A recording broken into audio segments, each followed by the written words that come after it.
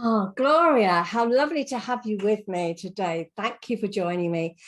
Dr. Gloria Lee, you are a psychologist, and I know you've got there's a lot more to you than that, but I'm going to get you to introduce yourself. I mean, you're in Vancouver, and we just talked about that. Our temperatures are quite similar at the moment, so that's quite nice. But yes, I don't know Vancouver very well at all, so please introduce yourself to the listeners, Gloria. Okay, well, thank you, first of all, Wendy, for having me on your show. It's a privilege to be here. As you said, I am a clinical psychologist. I'm an author and also an educator at the University of British Columbia in Vancouver, Canada. I'm director at Brentwood Counselling Centre, that's also in Vancouver. And what else can I say? I've been married to my husband for 24 years and I have 3 children. Wow, so you are a busy lady, that's for sure. Yeah. Yeah. And we've chatted before, haven't we? So we talked about that we do very similar things, me in the UK and you in Vancouver, because we both work with couples. And the thing I wanted to ask you today is, we had a brief discussion before, but what are the things that couples bring to you? What are the common kind of things that they might bring for help with? Yeah. So the various reasons that they come in, but before I even get into what they come in for, let me tell you the profile of the typical couple that comes in. They're usually between the ages of 35 and 55 years old. If it's a heterosexual relationship, it's usually the female who initiates counseling, unless their partner is given an ultimatum that if we don't go, then it's over. So that's typically how it goes. And at this stage, they usually have between 2 and 3 kids. They're in the height of their career. They're very busy, sometimes taking care of their elderly parents as well. So things have been brewing for several years. Usually it takes between 8 to 10 years before a couple will come for help, even when problems started that long ago. So that's sort of the makeup of the typical couple that comes through my doors. And as much as there's so many different varieties of topics that they come in for, I would sum it up. The top 3 issues that they come in for. Number 1, always communication conflict. Yeah. And it could be about anything, but they're struggling with how they communicate with each other, and when they have conflicts, how it blows up. The second one is something that's super common, which is they fight about the division of labor or chores or responsibilities, the daily nitty-gritties, because they are so busy. And so they gripe about who's doing what and who's doing too much and too little, who's taking care of the kids, etc. So that's all the little things of life. That's the second thing. And the third one is when one partner is actually done with the marriage and the other one wants to save it. So that desperate partner will say, help, we need help. So I would say those are the top 3 things, definitely. Okay, that's really interesting. I would agree with you. I think communication, absolutely. I would say the next thing that is most common that couples come to me is cheating. Yeah, that's definitely one of them. Yeah, that's quite high on the list. And then, I'm done. The relationship's been neglected, and one of them is there's going to be that ultimatum. Either we sort this out or that's the end. Yeah, interesting. Yeah, I mean, they do come for affairs, definitely, but I don't find that that's really one of the top issues. It's a common one, but if I was to sum up years and years of working with couples, it's kind of, it's a given that it's going to be one of these things that brings them in. Definitely. Yeah, I would agree with the same, but it was just interesting that there's a slight, I've noticed the cheating, which so tell me a bit more about this this communication and conflict. What do you think happens there? Well, that's actually really interesting, because here's my theory. It doesn't really matter what couples come in for, because any topic they fight about, it kind of funnels into the same thing. It's really about unfinished business from childhood of unmet attachment needs, and it comes out typically during the couple's fights. So let me give you an example. Parenting. So let's say if I'm talking about a heterosexual couple, a wife complains that the husband doesn't help out enough with the kids. He's always busy at work, and she's so overwhelmed, and she's doing so much working and taking care of the kids and the parents, etc. And the husband then defends himself and says, I do a lot, and I take care of the family, and you just don't appreciate me, and you're always thinking about things that are, you find something to complain about. So here you have the wife who feels like the husband just doesn't care. Basically, she's been abandoned by him. And she protests by nagging, complaining, criticizing, maybe even asking. And the more she does that, the more he gets defensive, because he's always feeling like he's not good enough, no matter what he does.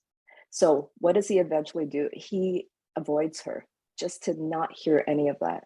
So here you are with this cycle where the wife feels more and more abandoned and angry because he's just retreating and working longer hours, etc. And the husband is doing this because he just never feels like he's good enough. He doesn't feel lovable. Like she just doesn't love him or like him.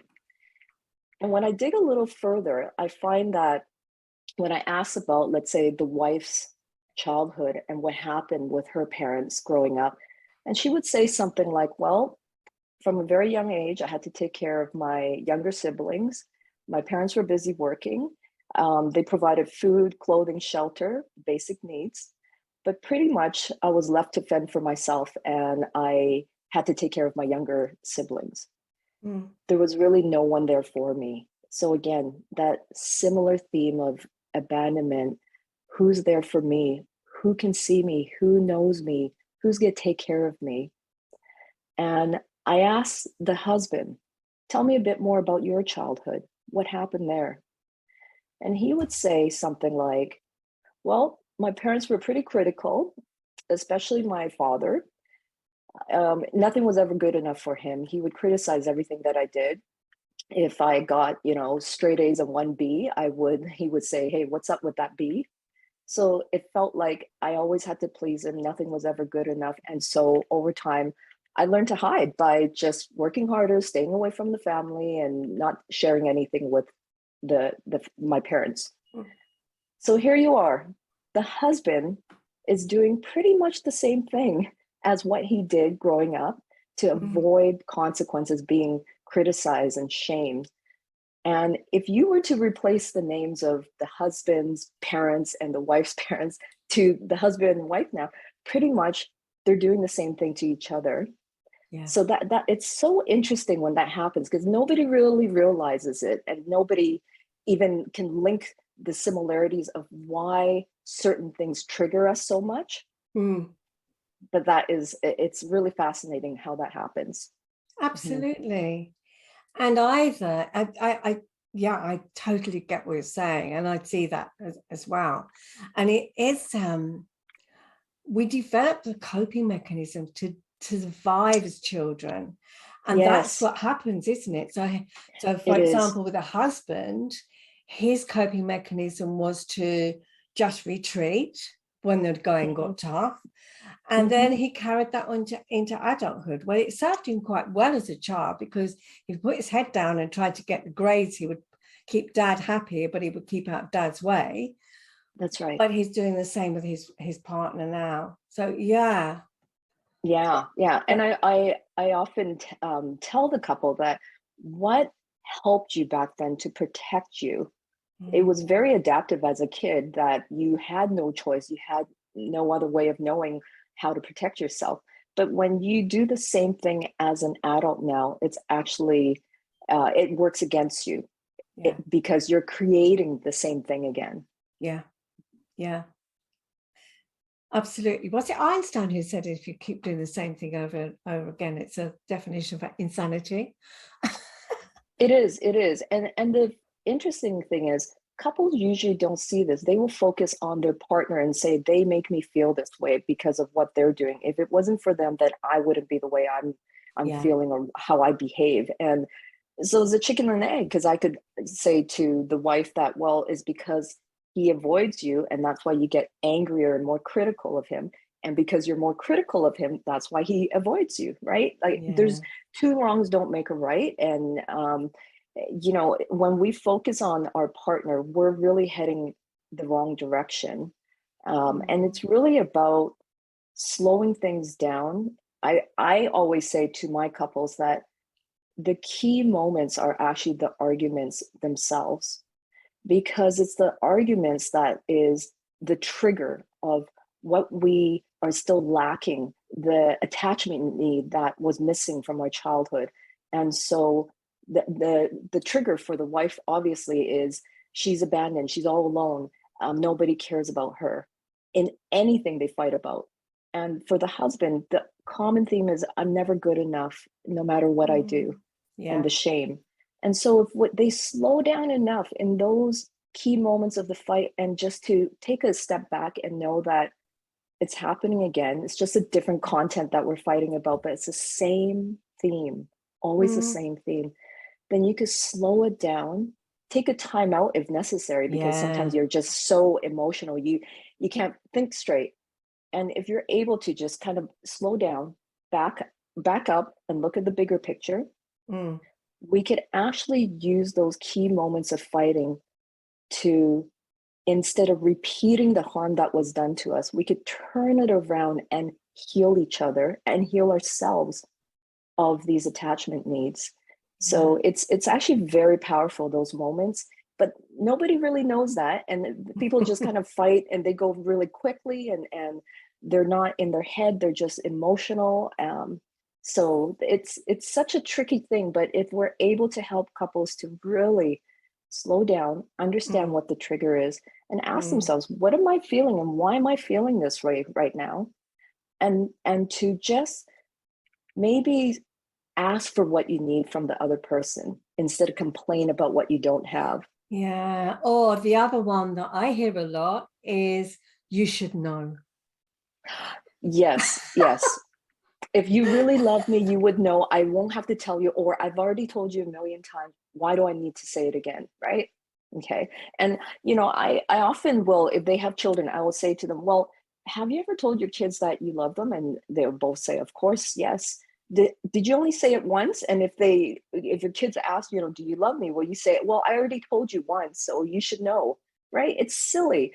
And here's the thing about attachment is that attachment is ongoing. You have to nurture it for the rest of your life together. So it's not a Mm. one time, I already told you so.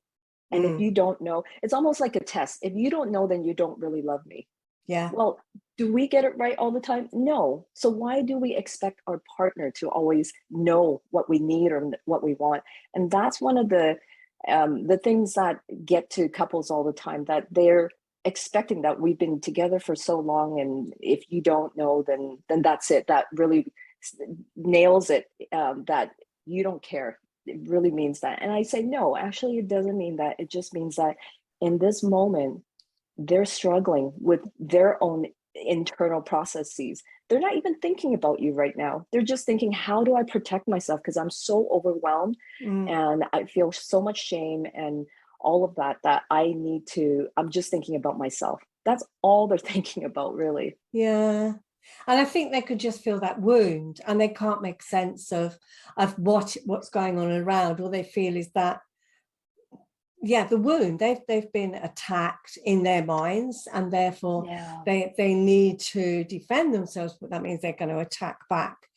And that's the right. crazy thing is, I've done it myself in the past, the argument, it's the subject when you get into those really emotional, out of control arguments, you don't even know what the argument started with. It's No, and not it the, spirals, yeah, right? absolutely. It's not the Yeah, content of the argument, it's what's no, underneath it. absolutely. And you already know, Wendy, that couples will come and they'll start talking about one fight, and then they'll talk about this one, and then before you know it, Ah, they're talking about like 5 different fights within 5 minutes. And it's always about the details, no, that didn't happen. You didn't say that. No, this is exactly what you said. No, this happened first and then this happened.